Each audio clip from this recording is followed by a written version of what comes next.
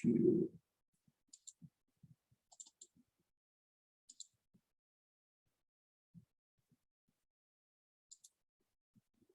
All right, you guys see it? My PowerPoint? I think so. It says it's sharing. All right. All right, cool. So we're gonna dive into a little bit of metabolism stuff, a little more detail on cytochrome P450 we talked about, and a little tangent on positron emission tomography and medical imaging, because the tangent is that those things are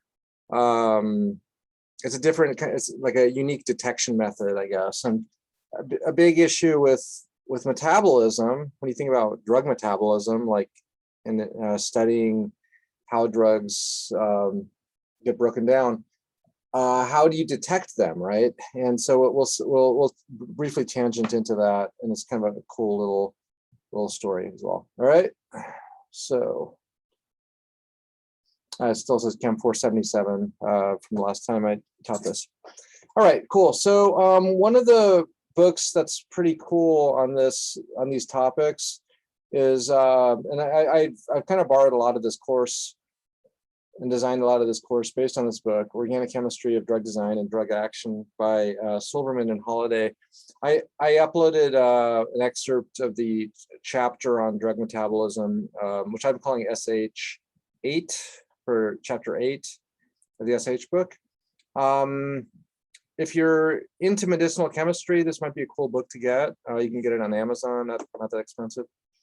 Another really cool book I liked is by Kearns and D. It's called Drug-like Properties, Concept, Structure, Design, and Methods, from ADME to Toxicity Optimization. It's a pretty cool book on just medicinal chemistry in general, and maybe how to evade metabolism. Because sometimes, like, your goal is to make a drug that doesn't get metabolized super quickly, so that it can have a effect, and not just be excreted immediately. All right. So it has examples of how to improve drug features, metabolic stability, solubility is another one, aqueous solubility, cell permeability.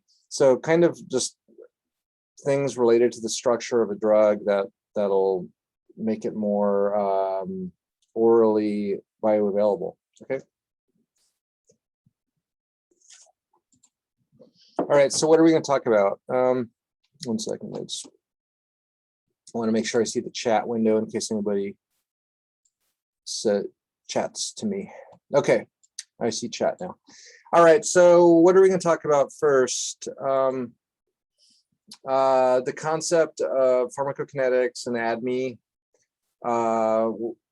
drug absorption, distribution, metabolism, and excretion. And most of what we want to talk about is metabolism in this unit. And we'll also talk about some of the analytical methods. So how do we analyze small concentrations of drug molecules and detect them?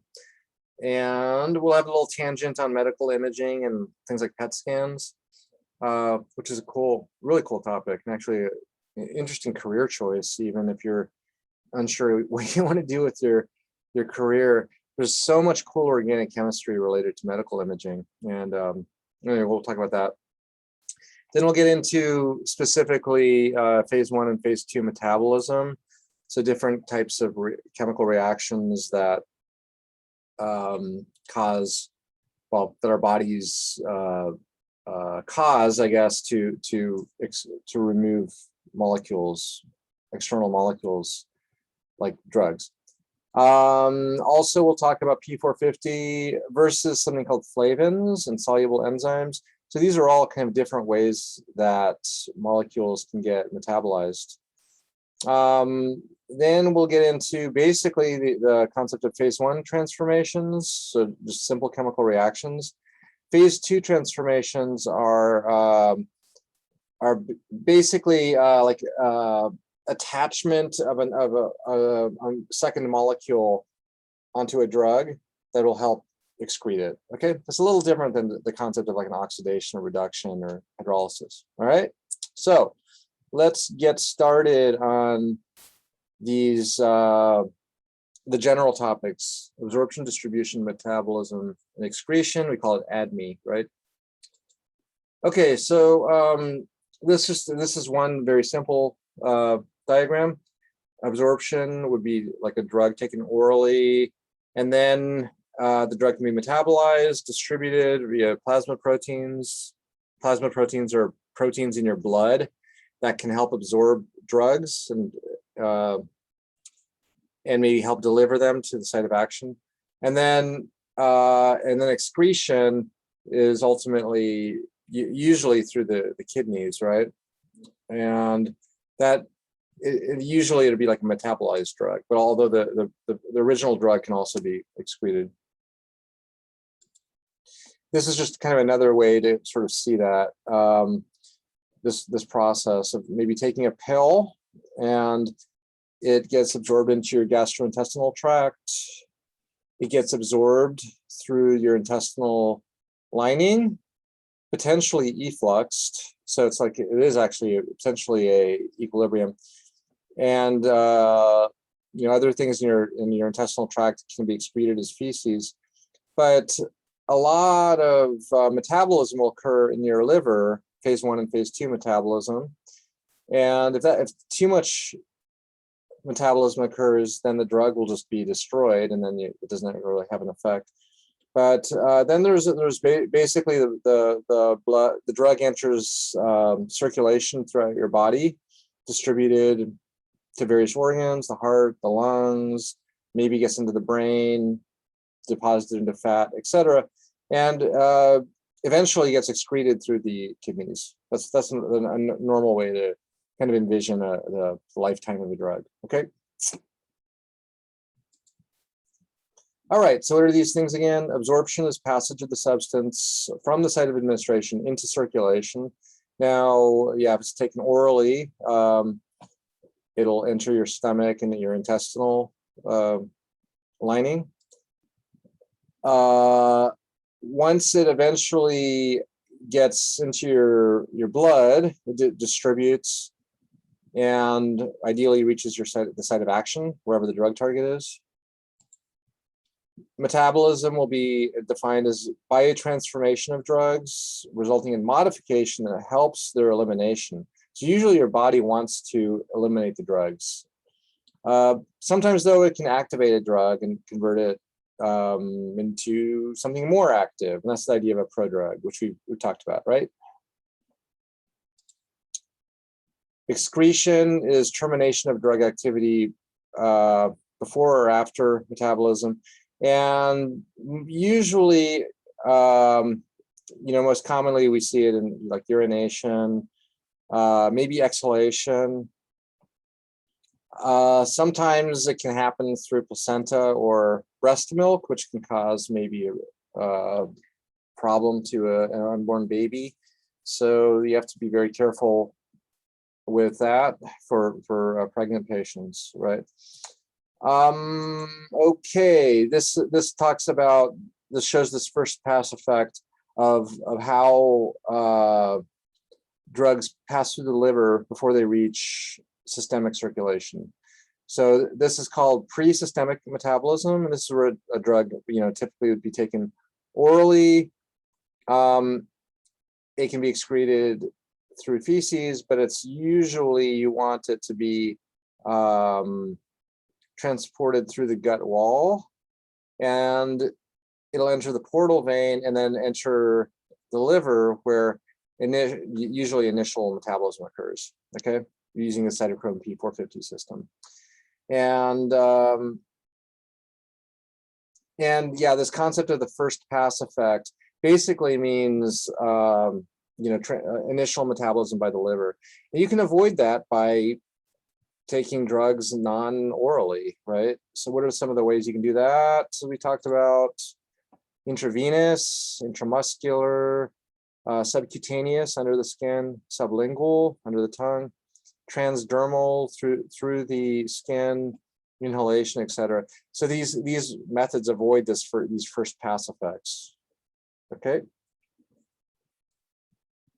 Not every drug can be taken by these methods, and I mean, typically people like to take a pill that treats whatever condition they have. So if you can make something into a pill that works, then I mean that's the usual goal. Like right now with COVID-19, they have they've had remdesivir for a long time. That is an antiviral drug, but it's taken intravenously, and now they basically have they're creating oral versions that essentially do the same thing as remdesivir, but it's taken orally, and people would rather take something orally than have to get an IV treatment. Okay. All right. Let's talk about some of the analytical methods now, because I mean, we can show chemical structures all day long, but how do we actually determine concentration of drugs in a body? Is that an easy thing? Any guesses? I mean, like how do you guys know, just in the chemistry lab, what analytical techniques do you know that to determine the concentration of something, even not with even a body, but like in your flask, or right? What techniques do you guys know? Anything? How do you measure concentration of an organic substance?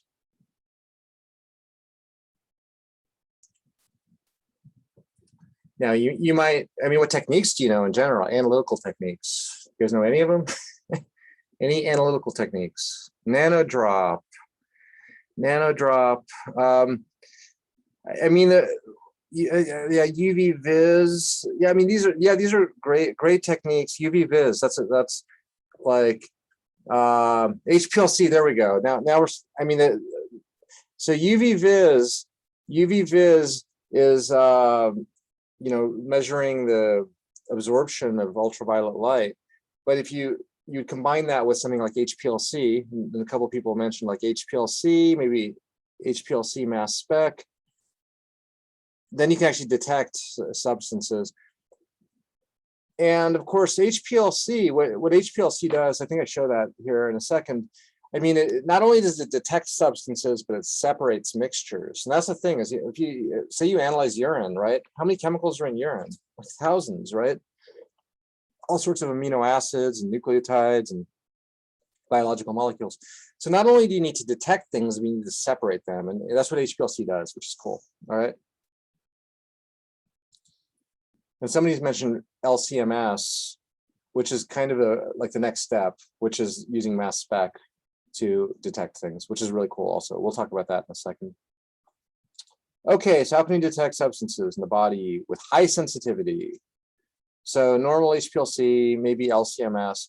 LCMS is basically just an HPLC where we separate, or we analyze the mixture using mass spec. And mass spec's amazing. I mean, it's a very, very common modern technique nowadays. What about radioactively labeling molecules? Well, that is actually great.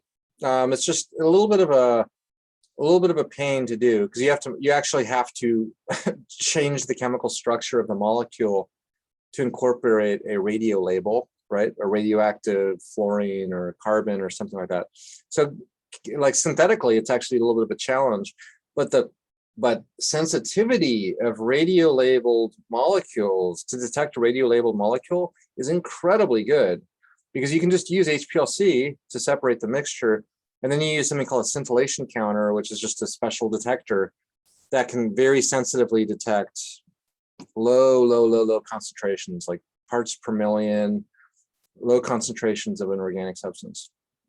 This is where we'll also get into that little tangent of positron emission tomography, PET scans for tumor imaging, because it's also another, high sensitivity technique. It's a little different than drugs, but it's cool, and it is, it's organic chemistry, which we love organic chemistry, right? Okay, all right. So, a relatively simple method is using HPLC, right? And Now UV vis is one detection method, and it's just using the absorption of UV light into a molecule, and we just detect that, right? So this is like aspirin, and then this is a typical HPLC trace. So the y-axis here is UV absorption, right? So the molecule absorbs UV light. What we basically do is we have a detector that bombards the stream of HPLC liquid with UV light, and then we detect what's being absorbed. And what this is showing is this peak is, that's a peak of UV absorbance, which could correspond to this molecule, right? And then of course this shows the UV spectrum, and you can't see it too well, but there's a lambda max, right? And that's the top of the peak here, and that's a wavelength, right? So what you can do is set your detector to be like, roughly 245 or whatever it is. Usually 254 is kind of a standard lambda max for a lot of organic molecules. All right. This is what it looks like. It's a big stack of stuff. A lot of labs have these things now. And this also is nice because it's very automated. And if you have like 100 samples, you can load in 100 samples and use the computer and say, I want to analyze 100 samples, and then they'll just keep running it all day long, and you can do this semi-automated. The old days, it wasn't semi-automated, and you'd have to do it one by one, and it would be kind of horrible. But with robotics, this has really become an automated process. Okay, little arm will pick up your sample, move it around, and get it, and then they'll just keep doing that all day long. Okay, so HPLC. What's the problem with HPLC? Low signal to noise, right? So this looks like a pure sample of aspirin. That's not aspirin. I'm sorry, it's Tylenol. Tylenol, yeah, that's Tylenol. So yeah, this would be what you expect if you analyze a pure sample. But if you have like blood or urine or feces containing many organic molecules, it does not look like this. This looks like a forest of 1,000 peaks, right? And so that's where things like LCMS might give you improved sensitivity. All right. Okay, so we can't detect low levels of substances this way, right? The only way you can really do this, and I don't have a good example of what blood looks like or urine with HPLC, but the only way it would work is if, say, you have 1,000 peaks, but this peak really dominates and maybe is separated from all the other peaks. Well, then you might be able to get a concentration of it. But usually, biological fluid has way too many chemicals, so it just doesn't work. All right. So there have been people that have used HPLC alone, but generally speaking, unless you have a way to kind of clean up your sample and throw away the impurities, you don't get enough resolution. Okay, so HPLC coupled with mass spec, what that basically means is you have your HPLC, which is doing the separation, and then you feed the output of the HPLC into another machine called a mass spectrometer, and then that will kind of let you just focus on a specific molecular weight of your drug or your metabolites and stuff. And that helps. That'll definitely improve your signal to noise problem. So how does LCMS work, and what is the information it provides? I have a LCMS in my lab right now that basically, this is just one of our real examples of not of a metabolism project, but just like analysis of a drug molecule that we're synthesizing. And what the top is HPLC, right? So this is just using UV vis, right? UV vis detection, and we see a nice clean peak that corresponds to the organic molecule. But with LCMS, what basically happens is after the substance reaches the detector, and on this machine, the detector's at the bottom. The UV vis is this little box down here. It sends its output to another machine called a mass spectrometer. So it's a different big huge box that basically does the magic of mass spec, which is, you know, is there a course right now in mass spec? I think Pete Palmer might be teaching that course, but it's just the molecules get ionized and detected and separated by their molecular weights. Okay, so this compound that we're analyzing will actually fly through a quadrupole. So it's like just a metal series of poles, and it actually will detect you separate the different masses, right? And it'll actually show up the mass of this molecule and the molecular weight of it. And so what's the molecular weight? It's, well, the molecular weight's 453. There's something also called exact mass, which is, so there's a difference between these two concepts, all right? So molecular weight is like, I have a bunch of atoms, right? Carbons and hydrogens and oxygens, and carbon, for example, has multiple isotopes, right? It has C12 and C13, for example. Bromine has a couple different isotopes. The molecular weight, what's the difference between molecular weight and exact mass? Molecular weight's the average of all the isotopes, right? And because there's different isotopes, and we just average them up and we get this 453 molecular weight. Exact mass is a different number. What is that? That is, if we look at only the dominant isotope, because not every element, but a lot of elements have a dominant isotope, right? Carbon, the dominant isotope of carbon, does anybody know? Is it C12, C13, C11? What's the dominant isotope of carbon? Like C12. C12, yeah. Yeah, so exact mass is calculated differently, where you're only looking for the exact mass, and it calculates this differently, and we get a different number. It's 452, right? Okay, and then the mass spec, this is called electrospray ionization. It's just a type of, one of the several types of mass spec out there. And what happens is a single hydrogen atom will get attached to this, and then what we detect is not the exact mass, it's the exact mass plus one. Okay, so we're not going to see 452, we're basically going to see 453. Let's see if we see it. And this is what the mass spec looks like. And it actually does come out at 453. It's a little, I think it's tuned properly. You can't see the peaks numbers too well, but this is called a mass spectrum. And this is what, you know, this basically shows the molecular weight or the exact mass of this peak, right? Okay, and that successfully identifies the molecule. And you can do this in a metabolism setting also, where you're looking for specific compounds with specific molecular weight or exact mass, right? And yeah, so this gives you improved sensitivity. All right. And then we can also use radioactive isotopes of molecules. So we can use radioactively labeled molecules, maybe with a C14, which is a radioactive isotope of carbon. And then it's much more sensitive than and you would use a scintillation counter. What's so cool is you can have your little UV vis detector, but you can add another detector like a scintillation counter, and it'll just be another piece in the stack, right?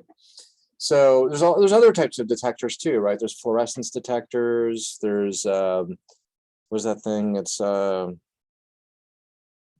light scattering detectors. Various detectors that look for different properties in molecules.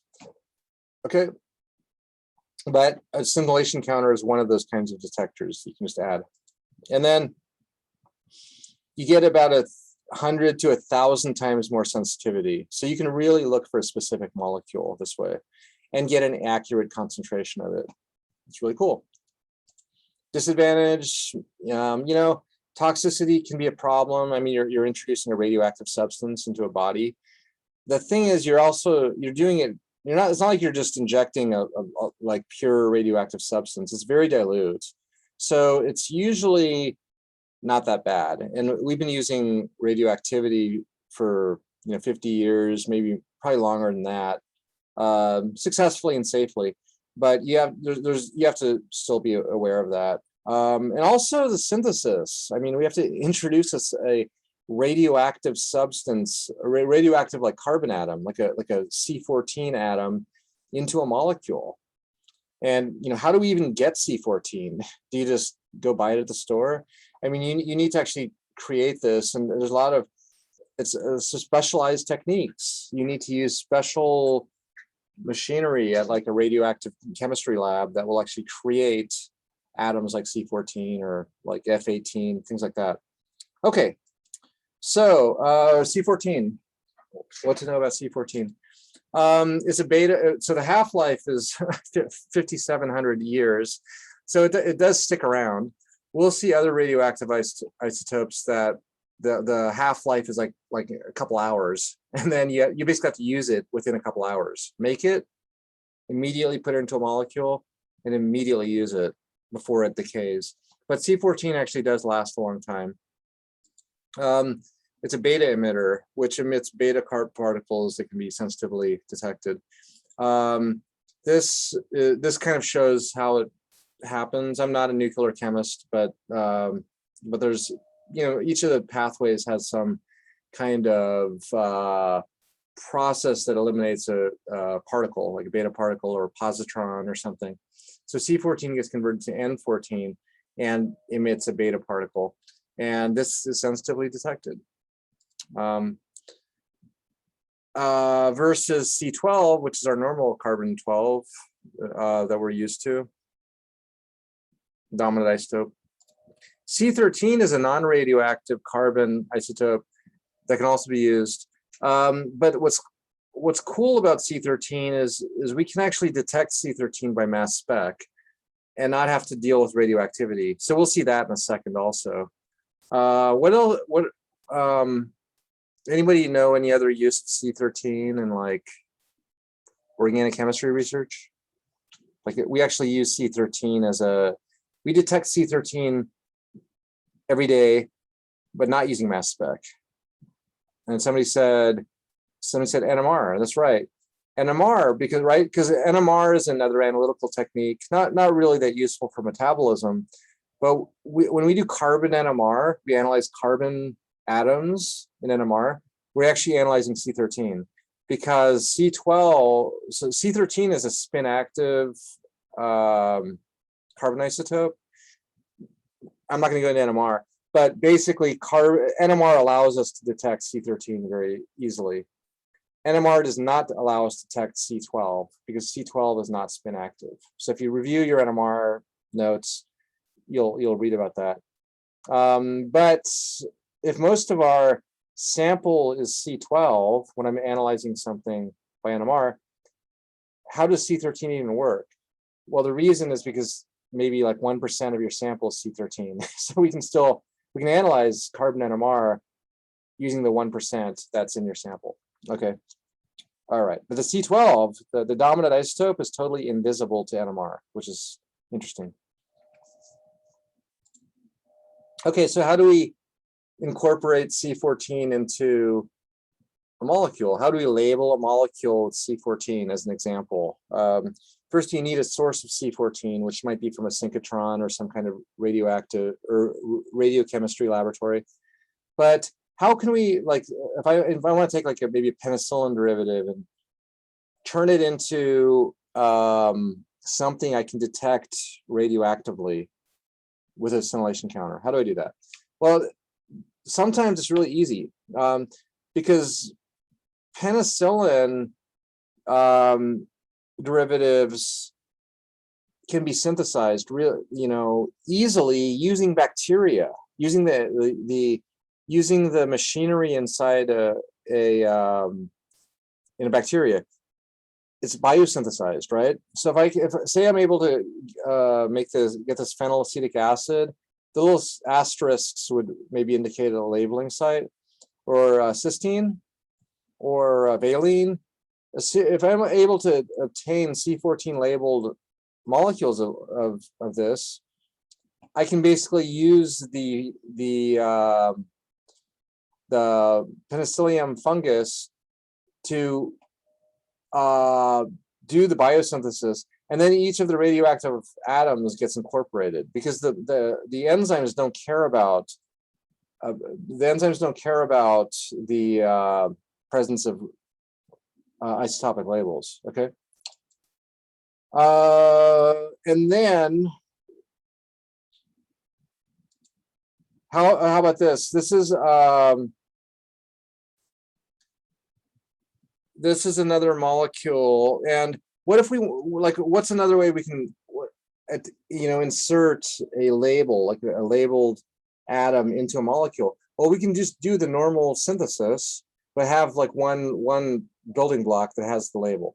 So in this case, like this nitrogen kicks off fluorine off this molecule, and then we hydrogenate the nitro group to make an aniline. So it's reduction of nitro to NH2. And then like use a single building block. So this is benzyl chloroformate, I'm sorry, benzyl chloroformate, and it has a radioactively labeled carbon atom. And then you can build the rest of the molecule, and then that star will just stay there. And maybe use like acetic anhydride or some simple building blocks that can be obtained with radioactive labeling, and then those just basically wind up in the final drug, and then you're able to detect beta emission through your scintillation detector. Okay, so that's pretty cool, and this is one of the ways you can basically build molecules with radio labels. Either use biosynthesis or chemical synthesis. This is a little mini tangent. Using C14 urea to detect bacterial infection in the stomach. This is kind of an old technique, but it's a really cool example. All right. So what's urea? You guys know what urea is, right? The structure of urea is essentially C double bond O with two NH2s, right? And C14 urea is just the C14 labeled version of that. It's just solid. You just take it as a solid, right? Okay, so imagine if you ingest C14 urea, so it winds up in your stomach, and this bacteria will actually cause the hydrolysis of it. So urea can be hydrolyzed to make two ammoniums molecules, and essentially CO2, carbon dioxide, but in the presence of stomach acids and things, it turns into carbonate. And then this gets imported into your body, and basically you excrete C14 CO2. So right, we exhale C14 CO2, and then we blow that into a balloon, and then there's a couple steps to a scintillation counter, and then we basically get an accurate measure. It basically gives you an indirect reading of H. pylori infection, because H. pylori specifically causes this hydrolysis of urea. If you don't have an H. pylori infection, it basically gets excreted through urine. So that's pretty cool. I think it's a pretty clever technique to use radioactivity in order to study, an infection that you might have, right? More recently, people do the same thing, but they don't use C14 urea, they use C13 urea, which is not radioactive, right? And then they are able to basically measure C13 CO2 that you would exhale. Like you'd have an enriched, because we all have C13 CO2 already, because there's always a little bit of C13, right? But if you have an enrichment of C13 CO2 in your breath, you can also do that measurement. And we just use a mass spec analysis of the balloon that you blow out. So that's a cool alternative technique, and it just shows how you can start with something that's like a radioactive technique and turn it into a non-radioactive technique. C13 is not detected by scintillation counter because it's not radioactive, but you can detect it by mass spec. All right. Okay, let's get into this little medical imaging tangent. It's also kind of fun use of organic chemistry. Now is a great time to talk about it because we're talking about sensitive analysis. And then from there, we'll get back into metabolism in a little bit, okay? So, 2 examples. We're going to use F18 analysis to image prostate cancer. And we're also going to use C11, which is a radioactive isotope of carbon, again, to visualize bacterial infection. Okay. So what about this F18? It's a positron emitter. So what's a positron? It's the opposite of an electron, right? It's a positively charged electron, essentially, and it can be detected very sensitively. The half-life is short. It's 110 minutes, so it's basically a little less than 2 hours. So you got to make it and use it very quickly. And I'm fascinated by this, that they're able to do this. And they do this stuff at the UCSF, at the Department of Radiology, Mission Bay, or China Basin. So they actually are able to synthesize things like radioactive fluorine, do a single step of organic synthesis, and have the patient waiting on the bed to be injected, like within an hour. So pretty amazing, right? It's very optimized. It's made through a cyclotron instrument, and it must be used nearly immediately. Cyclotron just basically bombards atoms to create new atoms that may have a little bit of a half-life, and they're able to quickly use them, purify them very briefly, and use them immediately. F18 is a positron emitter. It's detected by a PET scanner, so positron emission tomography, and that not only does it detect the positron emission, but it like in a body, you can do it on 3-dimensionally to really identify like maybe a site of a tumor or something like that, and then you can use that for treatment of like cancer treatment, right? So F18 gets converted to O18, and that releases the positron and a photon of light, and the positron is what's actually detected. This just kind of shows how, and I don't understand this stuff too well, but how the cyclotron works. It's basically a couple of electromagnets, and the particles are kind of shot in a circle, and they collide in a way that creates O18, which is converted to F19, which is converted to F18. There's a little bit more to that, but essentially they're able to create concentrations of F18 that they're able to use like in organic chemistry. Okay. This would show a patient that's undergoing, about to receive a PET scan. Okay, so let's talk about the organic chemistry. And this is actually kind of a cool project because it's actually related to some work that I did at SF State a long time ago. So I was on a paper in 2007 with the Berkman lab, Cliff Berkman. He was my kind of like a postdoc advisor here for me. He left to go to Washington State University in where's that place? Pullman, Washington. Around the time that I became a professor here. Okay, but we published a paper. I didn't even think it was that exciting really, but it was a inhibitor of an enzyme called PSMA, prostate specific membrane antigen, that is very potent. It's 0.8 nanomolar. You should probably agree that that's like super potent, right? It's sub-nanomolar, right? PSMA is not exactly a drug target for prostate cancer. Okay, so what does that mean? It's not a drug target, meaning that inhibiting this enzyme with this molecule doesn't stop prostate cancer from progressing or developing. Okay, so that might sound like kind of silly. Why would you inhibit an enzyme that doesn't is not a drug target. Like, why would you inhibit a non-drug target?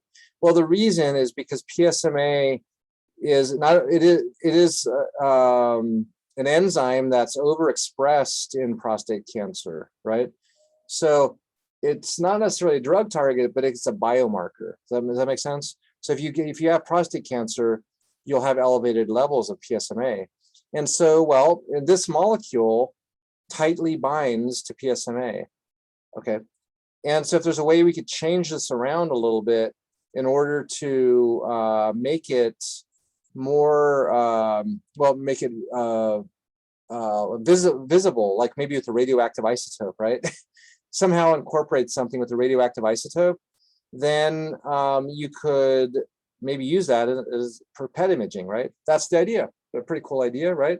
At the time, I had no idea this would ever happen, but when Cliff Berkman left SF State to go to Washington State University, he developed this and kept going with it. All right. So some of the stuff I did when I was a postdoc at SF State was I did computer modeling and like a mode of binding of how the molecule docks and binds to these two zinc atoms, because PSMA has some zinc atoms in it. So I developed a computational model of this.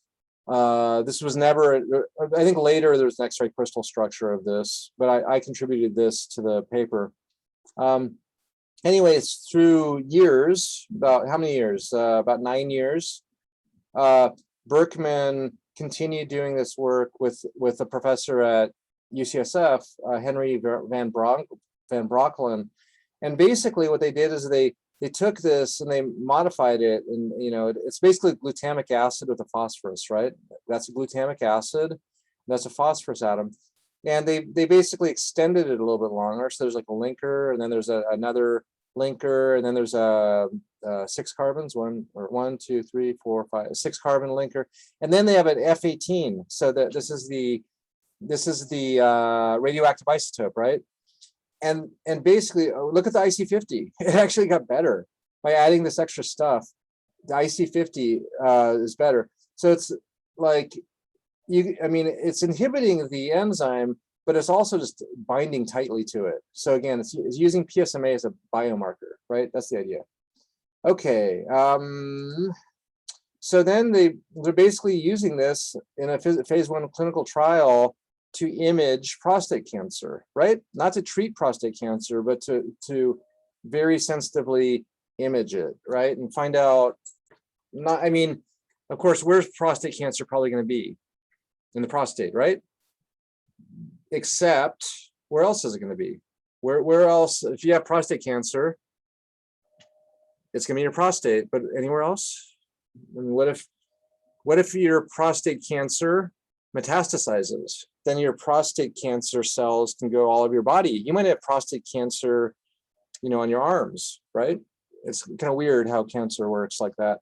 And you can actually visualize those metastatic prostate cancer using a molecule like this, which is kind of cool. Okay, so this is a current, maybe it's done now. It was this paper described the clinical trial.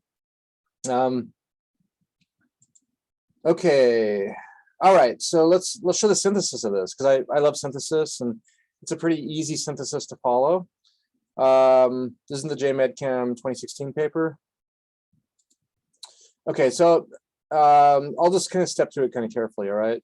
So at the top, they built this little peptide-like thing they got a glutamic acid, they have a kind of a linker, they have this other glutamic acid up top. What are the little BNs? You probably don't know what that is. The BN. Those are protecting group, right? That makes sense. That the BNs might be protecting groups of all the oxygens. And then Bach. What's Bach? Anybody do the homework assignment yet? Bach is also a protecting group, right? So Bach is a protecting group for nitrogen. These BNs are protecting groups for oxygen, right? And this just shows a really cool trick we can do as organic chemists.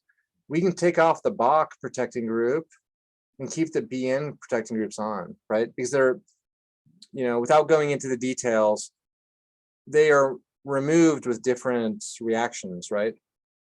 Bach, anybody know how it is removed? You may have seen this in your homework assignment if you started the homework assignment. Anybody know roughly, is it acid, is it base, is it with an acid? It's an acid, yeah. Yeah, so strong acid will take off Bach, okay? So you can take off your Bach with strong acid. Won't touch the BNs, okay? And so what do? They use TFA, which is trifluoroacetic acid. Nice, strong acid. Takes off the Bach group. And then they use HBTU and triethylamine and linker piece, which that stuff, because we've talked about this already.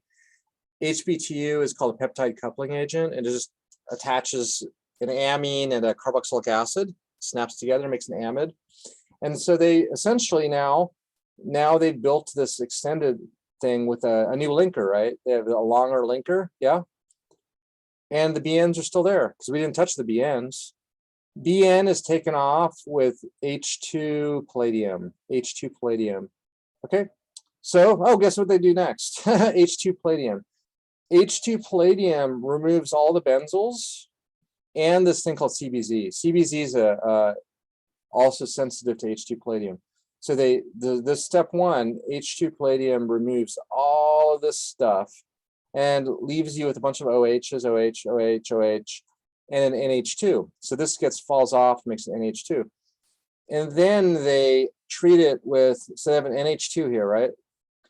And then they treat the NH2 with an electrophilic molecule that is made in the synchrotron and a half-life of 120 minutes.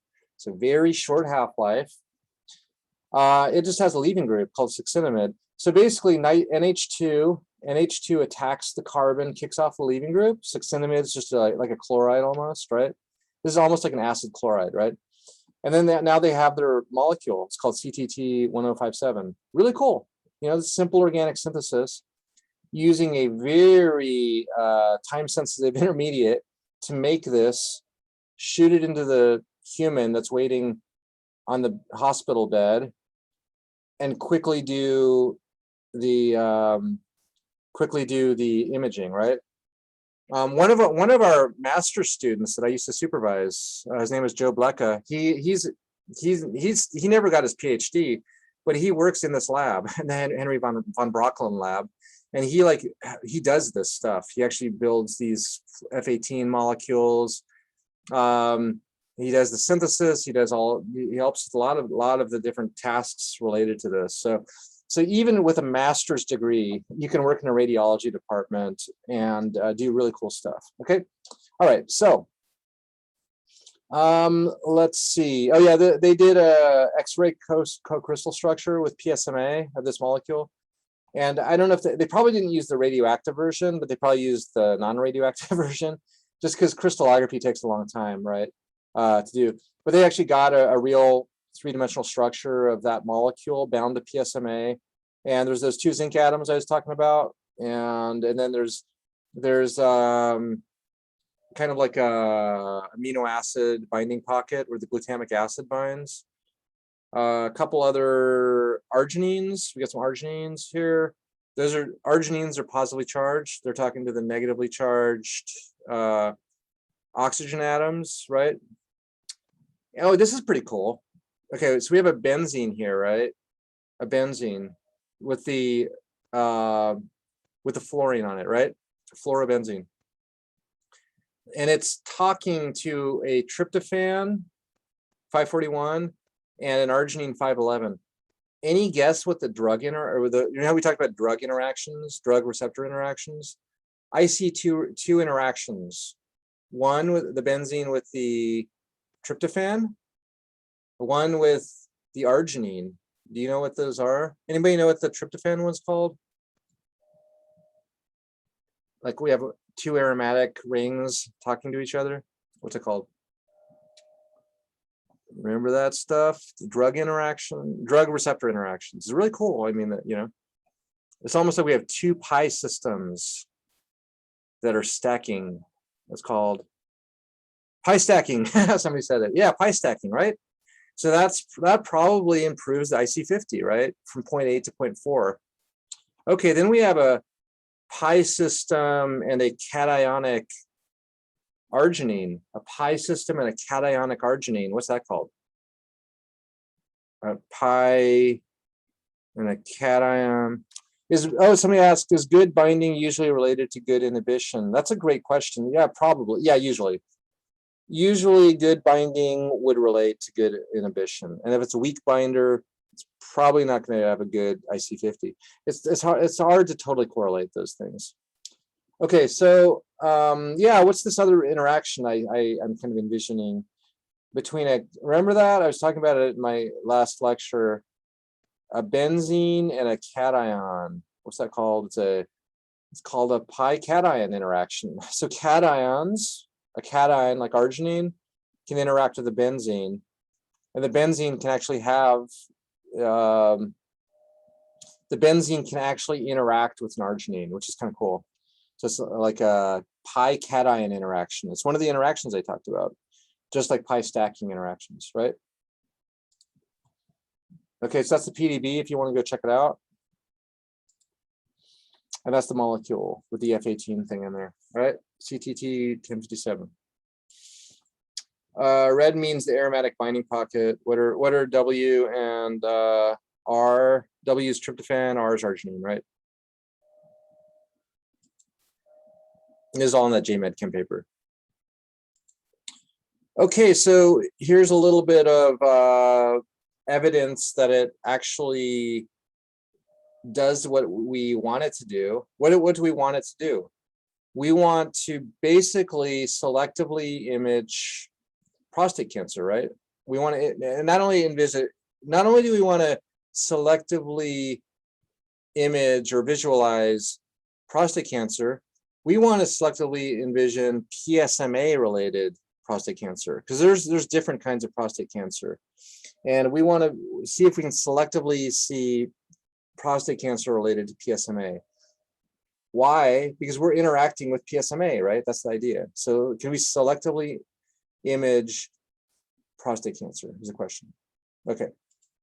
So they're basically taking this molecule. They're also going to look at two other molecules, which we're going to kind of not be, well, we're trying to kind of highlight the coolness of this middle molecule, okay? But there's two other compounds that they're also looking at in this figure. So this is basically what they did. Let's focus in the middle for now. Okay, so this is a mouse, and what they did, I guess it's two mice, is they injected something called CW4R22RB1, which is a PSMA expressing prostate cancer cell. So some prostate cancer expresses PSMA, some prostate cancer cells don't. So they injected this mouse with two different types of prostate cancer cells, okay? One that has a high PSMA expression, and one that has basically no expression. And then they're visualizing, right? Okay, so first of all, what are these things? What are these things? These little circles. Anybody know mouse physiology? It's kind of like human physiology. Big circles on the sides. Because there is a uptake of, like, how do drugs leave your body? They go through the two things, the kidneys, right? So there's always going to be an uptake of drugs being excreted in the kidneys. That's why we have these kind of visualization of the kidneys. The drug is winding its way into the kidneys, and we're going to see a lot of apparent drug in the kidneys. But what's this little thing here? These are the cells that were injected that contain high PSMA levels, right? And the molecule is very nicely visualizing them. That's super cool, okay? And if we inject PC3 cells, which is a different kind of prostate cancer cell that is low PSMA, we don't see anything. So you could say that this molecule is selectively imaging PSMA, right? That's pretty cool. It's a nice visualization technique. And these are two other molecules that were just in comparison, but we're just kind of focusing on the middle one here, okay? And I think these are related molecules, similar but a little different chemical structures. Okay. So the basic conclusion here is that CWR22RB1 cells are a specific type of prostate cancer cell with high PSMA expression, and we're able to visualize the PSMA in those cells nicely. PC3 cells lack PSMA expression, and we're not seeing them. Okay. This is also in that nice chem842 2016 paper. And then here's part from the phase 1 clinical study in humans, real humans with metastatic prostate cancer, using this drug, CTT 1057. I mean, is it a drug that treats a disease? No, it's a drug that enhances imaging. So it's kind of like, it's like an imaging agent, I guess you'd say, right? Okay, so there's the drug or the molecule. And so there's kind of like two different sort of types of cancer. One where with prostate cancer that metastasized into the lymph nodes. So we have lots of lymph nodes throughout our body. And each of these little spots is basically cancer. I mean, this patient is in pretty bad health, and you know there's a lot of treatment options, but being able to localize where cancer is kind of helps us treat it. Now this patient has a lot of metastatic prostate cancer, and the second patient also has metastatic prostate cancer, but not to lymph nodes. This is just to various other spots in the body. And knowing where cancer is helps us with treatment options, and using surgery or, you know, injection of chemotherapeutics or radiation therapy can help in the treatment. So this is a very nice result of using this molecule to kind of help visualize prostate cancer and again, metastatic prostate cancer.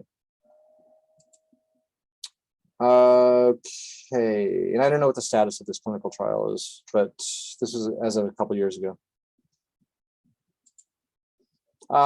This is just another example. C11 imaging for bacterial infections. So this is another radioisotope. Remember PABA? We talked about that month and a half ago. PABA. You remember it was kind of one of these bacterial pathways. And PABA was a starting material, paraminobenzoic acid. And sulfonamides, right? The sulfa drugs would kind of interfere with the conversion of PABA into folates, right? Which are the like building blocks that the bacteria uses. So this is sort of shows the process, right? Remember sulfonamides, the drugs, sulfonamides. So these molecules kind of interfere with this metabolic process. So basically, what the whole idea of this little result is they're using C11 labeled PABA. So radioactively labeled carbon, the little red is radioactively labeled, and then they and sulfonamides interfere with this metabolism, but they're basically you can feed an animal or potentially a human radioactively labeled PABA, and it will get kind of uptake into bacterial cells, right? And then we can use imaging to sort of identify like where in the body is a kind of weird persistent bacterial infection. That's the idea of this, right? Because this will get incorporated into the bacteria, and then we can use imaging to be like, okay, whoa, you have a crazy bacterial infection in your arm or something, right? So that's the idea of this process. How would we make this? Going back to my love of organic chemistry, how would you make a carboxylic acid?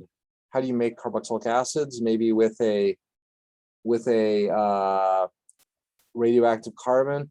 So this is organic too, right? chem842. You basically use a Grignard reaction. A Grignard reaction, so a carbon with a negative charge, and then use like C11 labeled CO2, right? Carbon dioxide. So this kind of shows how you might do that. And basically take this non-radioactive molecule, which is sort of protected on the nitrogen with TMS as a silicon thing, make it Grignard. What do Grignards do when they see CO2? They attack it, right? So the negative charged carbon attacks the CO2.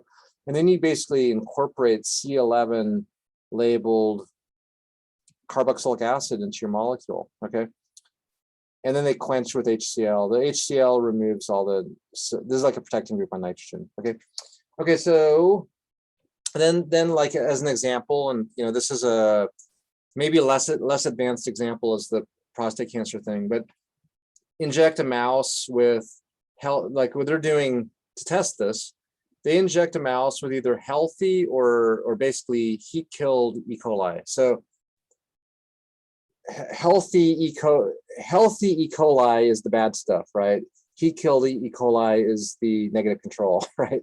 They kill the bacteria, but they inject it anyway, just to see, like, can we visualize injection of a bacterial cell into a body? Wait 8 hours, then we inject C11 PABA. Then we wait 45 minutes, and then we image with PET and see what happens. And what happens? So there's the mouse. There's the injection with live bacteria. There's the injection with heat-killed bacteria. What are these things again? These are the kidneys. I think that's the colon, I think. And so the drug is winding up in a couple different places, but the big thing is you can pretty sensitively see where the bacterial infection is. So this is a pretty cool little model for cool model for how you might visualize bacterial infection in a body. And I don't know if they went further with this, but anyway, it's cool stuff, and it's based on simple organic chemistry, right? This was a semi-recent paper in ACS infectious diseases. Okay, I'm gonna probably jump into a little bit of the metabolism, and then I'll continue in the asynchronous lecture. So we're done with the little tangent. Let's talk about phase 1 and phase 2 metabolism. All right. So what is the function of metabolism? To transform a foreign substance, and a foreign substance is called a xenobiotic. So it's basically any substance that's inside our body, right? And our body's evolved to not like things that are foreign, right? Even if it's a good drug, like if a drug is good for us, our body is like, yeah, get it out of here, right? So xenobiotic refers to foreign substances into water-soluble derivatives that can be readily eliminated by the kidneys. So our body kind of assumes anything foreign is a poison, right? That's how metabolism works. So small molecule, small volatile metabolites like CO2 or alkyl amines, maybe an alcohol, those can be eliminated through the lungs. So you might create ethanol, or methanol, or ethylamine or diethylamine. All those things are like either volatile or low boiling point, and they can be excreted through the lungs. So the main two routes of excretion are going to be kidney and the lungs, and feces also for things that never make it into your systemic circulation. There's also 2 phases of drug metabolism. Anybody remember the difference? Phase 1 versus phase 2? So phase 1 is kind of like the initial processing, or maybe a chemical reaction or something. Phase 2 is called conjugation. So it's like we might add a second molecule, like a sulfate or a methyl or a glucuronic acid, and those are other things that help excretion. So usually first phase 1 occurs, then phase 2 occurs. Example of just the general process. This is an analgesic, Darvon. So phase 1 metabolism would be the maybe loss of a methyl. We'll show how that happens, how a methyl group would be lost. To convert a tertiary amine into a secondary amine. Phase 2 metabolism might be attachment of a polar molecule like glucuronic acid.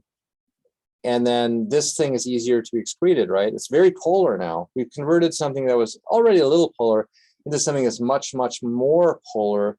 And kidneys are really good at filtering out polar substances, okay? Okay, so what are some of these phase 1 metabolic processes? One is oxidation, right? Oxidation is very common. Oxidation, that's also called oxidative dealkylation often. So like if we have an alkyl group and we want to get rid of it, or your body wants to get rid of it, there's an oxidation step and that leads to the loss of a methyl group or something. There's also reduction, which is a little less common, and then hydrolytic, which is like hydrolysis, like a hydrolysis of an ester or amide or something. Phase 2 is attachment with one of these things. We just saw glucuronide or glucuronic acid, sulfate, right? SO3H, glycine or glutamine, so amino acids. We can actually use amino acids to conjugate to your molecule, and then they'll be excreted also. Glutathione, remember glutathione? That was, so glutathione is a nucleophile. Glutathione is a nucleophile that goes after electrophile molecules in your body. So it's actually like an antioxidant. And so it looks for electrophiles and it tries to destroy them and excrete them. And because electrophiles are usually toxic, right? And also acetate and methyl are two other options. So we'll go through all of these. Let's see. When do I want to stop? I'll go a couple more minutes and then I'll just continue in the asynchronous, right? So results of the phase 1 and phase 2 are usually the result in inactivated or detoxified substances, right? But when does metabolism lead to something that's more pharmacologically active? What's that called? We've talked about that before. Like a drug that's maybe a little less active, and you take it and then metabolizes, and then it becomes more active. What's that called? Prodrug? Prodrug, yeah. So prodrug is a very typical strategy. That molecule remdesivir, I don't think it's in my PowerPoint, but you can take a look at it. If you Wikipedia search remdesivir, it's the COVID-19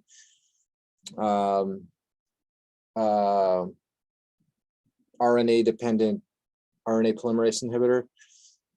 It has is a prodrug. It actually has a phosphate that gets kind of with a funny organic thing that gets cleaved off, and then it in your body, and then it actually does its antiviral stuff. So remdesivir is a cool example. I should probably put it into here, but it's not. But anyway, yeah. Sometimes a drug is designed so that its metabolism improves its pharmacokinetic properties, and that's called prodrug. Okay, so this is an example of a prodrug. This is the product is called naltrexone, which of course is the opioid antagonist. So this is one of those things used in like addiction therapies and stuff. And so the prodrug is actually pretty simple. They just attach aspirin. So they attach aspirin, acetyl salicylic acid, through the carboxylic acid linkage. And then, so this is a orally available drug that once it reaches, it passes through the liver wall and gets metabolized through phase 1 metabolism. And that releases aspirin and naltrexone. And by doing this, the oral availability is massively improved. It's like 30 times more orally bioavailable. I don't have a name for this molecule on the left, but I think it's one of the common examples of like a cool prodrug. Okay, so naltrexone alone, if you take it orally, it doesn't absorb very well. So yeah, it's a really cool example of a prodrug. We're going to talk lots more about prodrugs also later. I'm just going to stop now and just jump in. I'm going to start recording the asynchronous component and go through a bunch of cool examples of metabolism. All right. Any questions?